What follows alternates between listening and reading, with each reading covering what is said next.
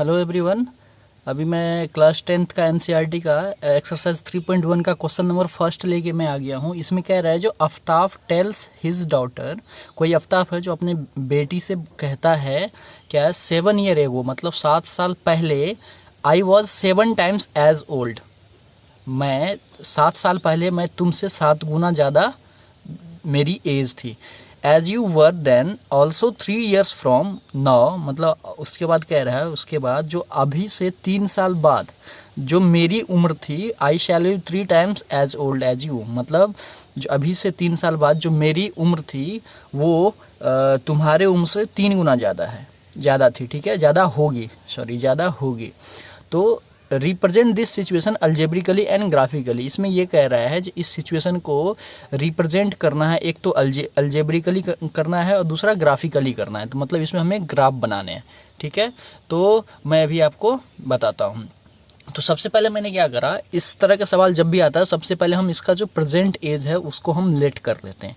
तो मैंने माना कि प्रेजेंट एज जो है वो आफ्ताब का वो क्या है, एक्स है, ठीक है गाइज। मैं इसे आपको हिंदी में बता देता हूँ, लिखा मैंने इंग्लिश में लेकिन हिंदी में मैं बता दे रहा हूँ। कुछ ऐसे बच्चे स्टूडेंट्स हैं जिन्हें हिंदी में भी चाहिए थी, इसलिए मैं आपको हिंदी में बोल रहा हूँ।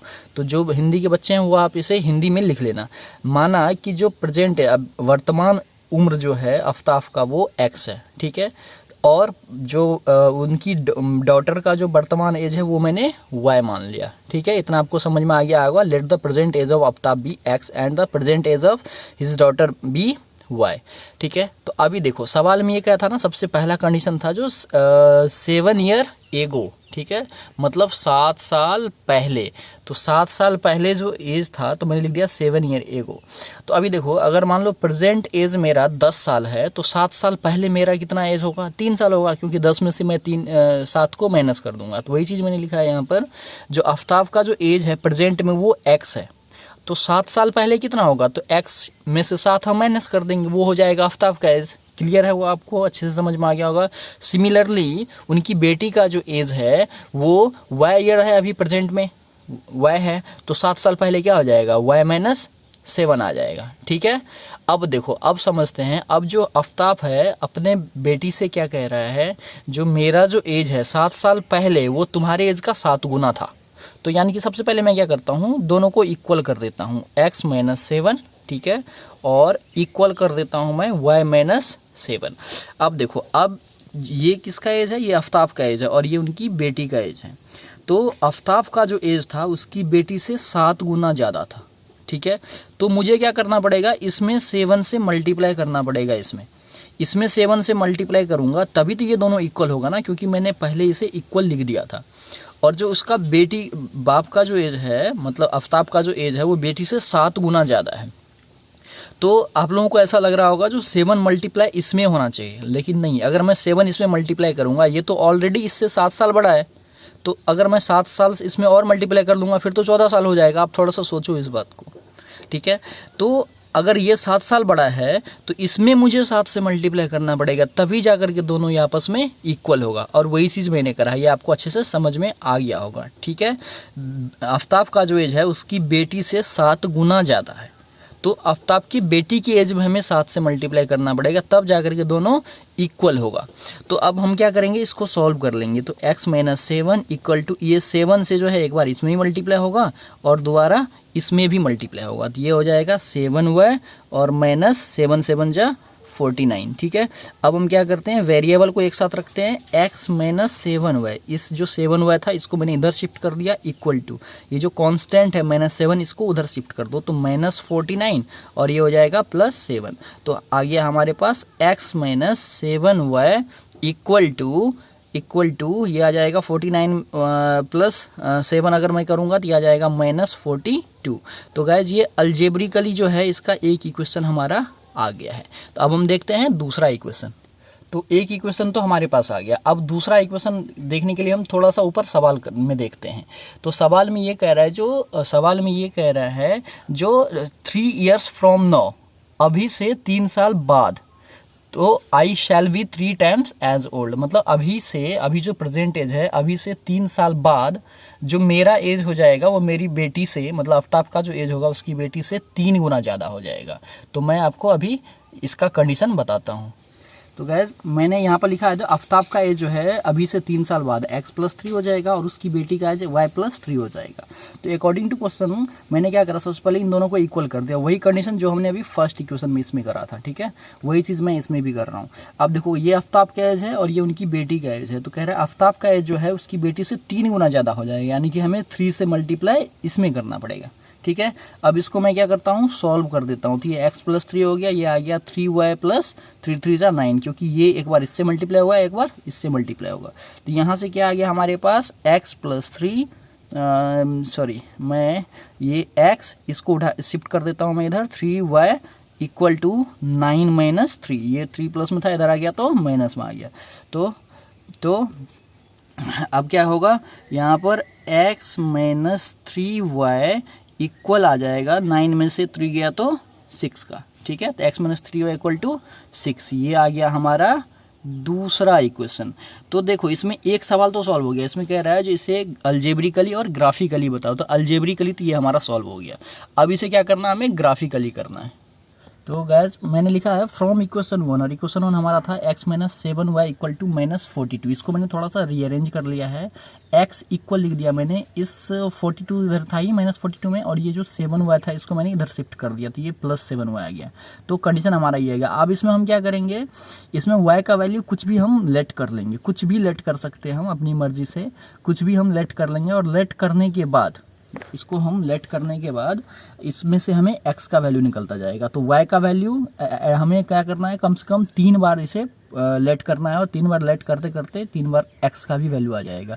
तो इससे 3x और 3y का वैल्यू हो जाएगा। गाइस आप इसमें x को भी लेट कर सकते हो, कोई दिक्कत नहीं है, मतलब x के इक्वल भी आप कुछ भी लिख सकते हो, तो y का वैल्यू निकल जाएगा। अगर y मानूंगा तो x का वैल्यू निकल जाएगा, तो वो आपके ऊपर डिपेंड करता है। तो मैं क्या करता हूँ, सबसे पहले इसमें मैं क्या करता हूँ, इसमें y = 5 पुट कर देता हूँ। अगर मैं इसमें y = 5 पुट कर दूंगा तो x इक्वल कितना हो जाएगा, -42 + 7 × 5, है ना। यहाँ से क्या आ जाएगा, यहाँ से आ जाएगा -42 और +35। तो ये आंसर आपका क्या आ गया, ये 5 to 7 आ गया, -7 इसका आंसर आ गया, ठीक है। अब देखो सिमिलरली हम क्या करेंगे, पुट y इक्वल क्या कर देता हूँ मैं, फिर से 6 पुट कर देता हूँ। इस बार 6 पुट कर दूंगा तो x इक्वल कितना हो जाएगा, -42 + 7 × 6, ठीक है। तो यहाँ से आ गया -42 और +42, ठीक है। तो यहाँ से देखो ये दोनों कैंसिल हो जाएगा, तो यहाँ से 0 आ गया हमारा आंसर, क्योंकि ये दोनों क्या हो जाएगा, ये दोनों कैंसिल हो जाएगा, ठीक है। तो अब देखो, अब मैं क्या करूँगा, पुट कर दूंगा, पुट अब y का वैल्यू मैं अभी फिर से कुछ और पुट कर देता हूँ, अभी 7 पुट कर लेता हूँ। मैंने 5 पुट करा, 6 पुट करा, अब मैं 7 पुट कर लेता हूँ। तो x का वैल्यू क्या आ जाएगा, -42, ठीक है, -42 और +7 × 7, तो ये कितना हो जाएगा, -42 और +49, है ना। तो इसका आंसर आपका क्या आ गया, इसमें x का वैल्यू क्या आ जाएगा, 7 आ जाएगा, प्लस में आएगा क्योंकि प्लस वाला पार्ट बड़ा है। तो गाइस देखो इसका टेबल बन जाएगा। तो मैं क्या करता हूँ, यहाँ पर एक टेबल बना लेता हूँ, टेबल नंबर 1, ठीक है, टेबल 1 बना लेता हूँ।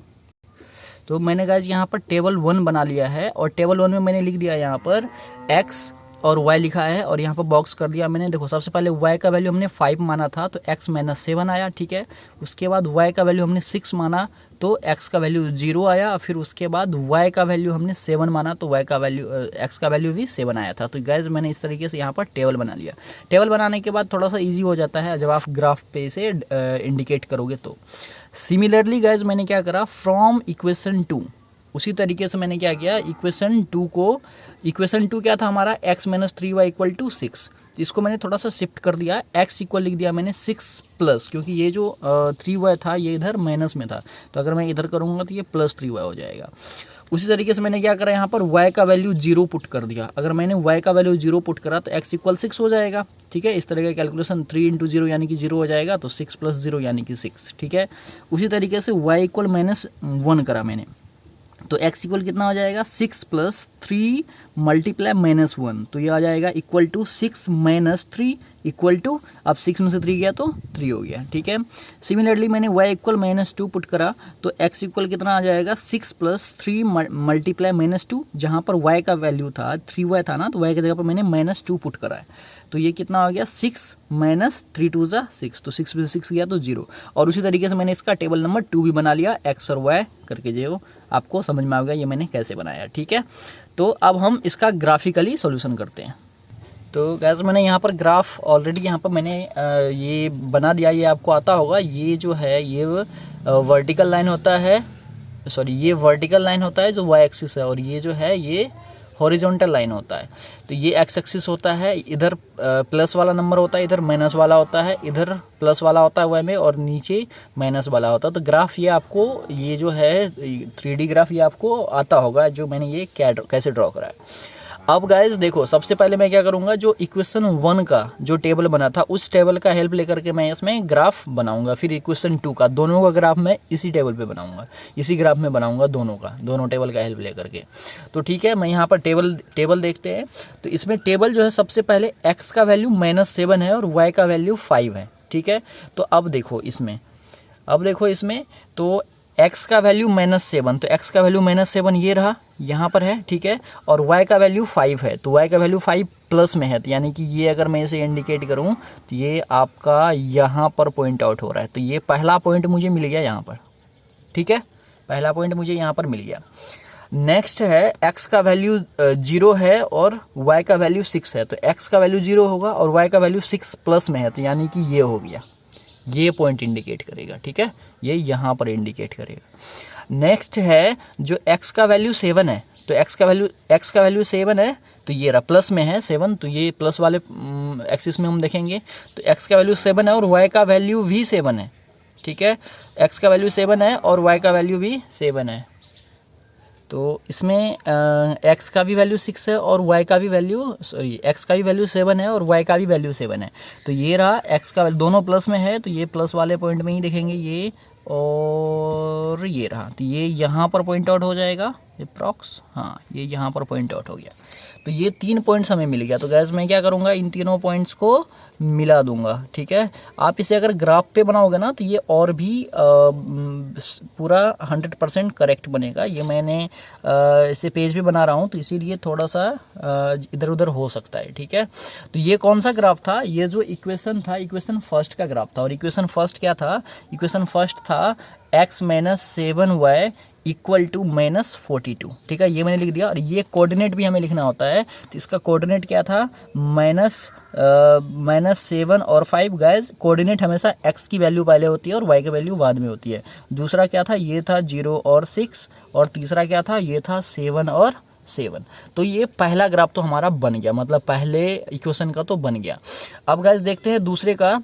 दूसरा टेबल है, x का वैल्यू 6 है और y का वैल्यू क्या है, 0 है। तो x का वैल्यू 6 और y का वैल्यू 0, तो y का वैल्यू 0 यानी कि ये, और x का वैल्यू 6 है, तो यानी कि ये यहाँ पर होगा, सॉरी y का वैल्यू 0, x का वैल्यू 6 है, ये यहाँ पर होगा, ठीक है, ठीक है। यहाँ पर मुझे एक पॉइंट मिल गया। और ये कौन सा कोऑर्डिनेट है, ये कोऑर्डिनेट है आपका 0 और 6 और 0 का, ठीक है। मैंने क्या कहा, पहले x की वैल्यू लिखेंगे हम, तो x की वैल्यू 6 है और y का वैल्यू 0 है, तो एक कोऑर्डिनेट तो मुझे मिल गया। दूसरा है, अगर y का वैल्यू -1 है, तो y का वैल्यू -1 ये होगा, क्योंकि माइनस वाला एक्सिस तो यही है, -1 है। तो x का जो वैल्यू है वो 3 है, तो 3 है तो ये प्लस में है, तो यानी कि ये इसके सामने होगा, ठीक है। तो ये पॉइंट हमें एक और पॉइंट मिल गया, जिसका वैल्यू क्या है, इसका वैल्यू है 3 और -1, ठीक है। दूसरा कोऑर्डिनेट भी मिल गया। और तीसरा है, जो y का वैल्यू जो है वो -2 है, y का वैल्यू -2 है, ठीक है, y का वैल्यू -2 है। तो लेकिन कब है, जब x की वैल्यू 0 है, तो x की वैल्यू 0 है तो y का वैल्यू -2, यानी कि ये तीसरा कोऑर्डिनेट हमारा यही हो गया। तो ये क्या आ गया हमारा, 0 और -2 का कोऑर्डिनेट हो गया।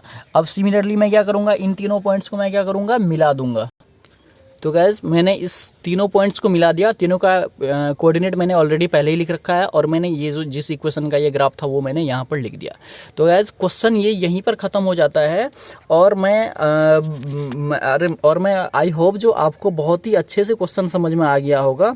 ठीक है, तो ऐसे ही आपको सारे सवाल करने हैं। ठीक है, इसमें एक्स और वाई की कोई वैल्यू नहीं पूछ रहा है, इसलिए हमें एक्स और वाई की वैल्यू इसमें नहीं निकालनी है। तो ठीक है गाइज, थैंक यू, मिलते हैं फिर हम नेक्स्ट वीडियो में।